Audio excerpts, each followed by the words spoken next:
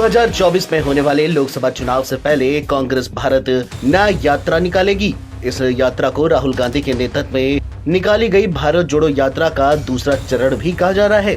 कांग्रेस ने दावा किया है कि भारत जोड़ो यात्रा ऐतिहासिक रूप से सफल हुई थी। अब पार्टी 14 जनवरी 2024 से भारत न्याय यात्रा की शुरुआत करेगी। मणिपुर से मुंबई तक होने वाली इस यात्रा में कांग्रेस तकरीबन 6000 से भी ज्यादा किलोमीटर की दूरी तय करेगी। यात्रा पश्चिम बंगाल, बिहार, उत्तर प्रदेश और महाराष्ट्र जैसे राज्यों से होकर गुजरेगी। राहुल गांधी इन राज्यों में कांग्रेस पार्टी की किस्मत पलटने की उम्मीद कर रहे हैं, लेकिन इसमें टीएमसी, झारखंड मुक्ति मोर्चा, जेडीयू, राष्ट्रीय जनता दल, समाजवादी पार्टी, एनसीपी और शिवसेना यूबीटी जैसे उसके सहयोगियों के बीच तनाव बढ़ भी सकता है, क्योंकि कयास ये है कि इस यात्रा के बाद कांग्रेस के सहयोगी पार्टियों के साथ तालमेल और भी ज्यादा बेहतर हो सकता है या फिर बिगड़ भी सकता है। उत्तर प्रदेश की बात कर ले तो राजनीतिक दृष्टिकोण से बेहद महत्वपूर्ण राज्य है, क्योंकि ये सूबा 80 लोकसभा सीटों का प्रतिनिधित्व करता है। यूपी को लेकर बीजेपी काफी आश्वस्त है, क्योंकि जनवरी में राम मंदिर के उद्घाटन से उसे भारी समर्थन मिलने की संभावना है। वही विपक्षी गठबंधन के लिए भी 2024 की डगर कठिन होने वाली है। एक सीट एक विपक्षी उम्मीदवार का मामला अव्यवहारिक नजर आ रहा है, क्योंकि सपा ने मायावती की बसपा के साथ किसी भी तरह के गठबंधन से साफ तौर पर इनकार किया है। बसपा के बिना भी अखिलेश यादव राज्य में बड़ी संख्या में सीटें मांग रहे हैं, जबकि कांग्रेस सहित अन्य सहयोगियों के लिए केवल मुट्ठी भर सीटें छोड़ रहे हैं। वहीं राहुल की न्याय यात्रा जब यूपी में एंट्री करेगी तो वहां राजनीतिक समीकरण फिट बैठाना बेहद मुश्किल होगा। बंगाल की मुख्यमंत्री ममता बनर्जी को अपने राज्य में आक्रामक बीजेपी का सामना करना पड़ रहा है, जहां गृह मंत्री शाह और भाजपा अध्यक्ष नड्डा ने हाल ही में एक दौरा किया था। पूर्वोत्तर राज्यों को पार करने के बाद भारत न्याय यात्रा पश्चिम बंगाल में प्रवेश करेगी, तो ये देखना बेहद दिलचस्प हो चलेगा कि टीएमसी द्वारा इसका कैसे स्वागत किया जाएगा। अभी तक बंगाल में सीट बंटवारे को लेकर कोई बातचीत आगे नहीं बढ़ी है और इसकी बेहद कम संभावना है। टीएमसी जैसी मजबूत पार्टी कांग्रेस को बहुत सीटें देगी, जिसकी केवल कुछ ही इलाकों में मौजूदगी है। दूसरी ओर ममता ने हाल ही में दिल्ली में विपक्षी गठबंधन की बैठक में खड़गे का नाम पीएम के लिए प्रस्तावित किया था। इसे लेकर तस्वीर साफ नहीं है। वहीं वाम दलों का क्या होगा, जो वर्तमान में कांग्रेस की बेहद सहयोगी है। राहुल गांधी को बिहार में भी एक अलग तरह की चुनौती का सामना करना पड़ सकता है।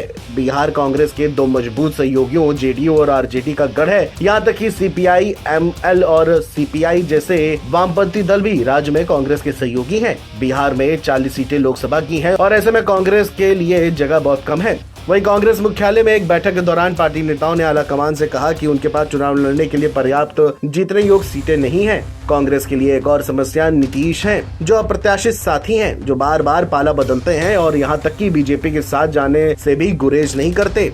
कांग्रेस की बिहार इकाई कमजोर है, इसीलिए जब राहुल की यात्रा बिहार में एंट्री करेगी तो वह अपने सहयोगी दलों के कार्यकर्ताओं के समर्थन पर बहुत अधिक निर्भर करेगी। वहीं पिछली बार इंडिया गठबंधन के नेता दिल्ली में मिले तो इस बैठक में झारखंड के सीएम हेमंत सोरेन शामिल नहीं हुए। अफवाह तो ये थी कि सीट बंटवारे के फैसले में देरी से खुश नहीं है। हालांकि झारखंड में केवल 14 लोकसभा सीटें हैं, लेकिन आम चुनाव के ठीक बाद 24 में विधानसभा चुनाव भी होने हैं। 2019 में कांग्रेस ने राज्य में जेजेएम की तुलना से अधिक सीटों पर चुनाव लड़ा, लेकिन इस बार आदिवासी नेता के रूप में सोरेन का दबदबा काफी बढ़ गया है और वह सीटों का बड़ा हिस्सा मांग सकते हैं। जबकि राहुल गांधी की भारत न्याय यात्रा झारखंड में एंट्री करेगी तो उसकी सफलता जमीन पर झाझमों के साथ उनकी पार्टी के समीकरण पर भी निर्भर करेगी। भारत न्याय यात्रा का समापन 20 मार्च 2024 को मुंबई में होगा। भारत जोड़ो यात्रा के दौरान राहुल गांधी महाराष्ट्र के कुछ हिस्सों में भी चलेंगे और उन्हें एनसीपी और शिवसेना यूबीटी से समर्थन मिलता था, लेकिन इस बार हालात अलग हो सकते हैं। ये यात्रा जमीन पर महाविकास अघाड़ी गठबंधन की ताकत को परखेगी,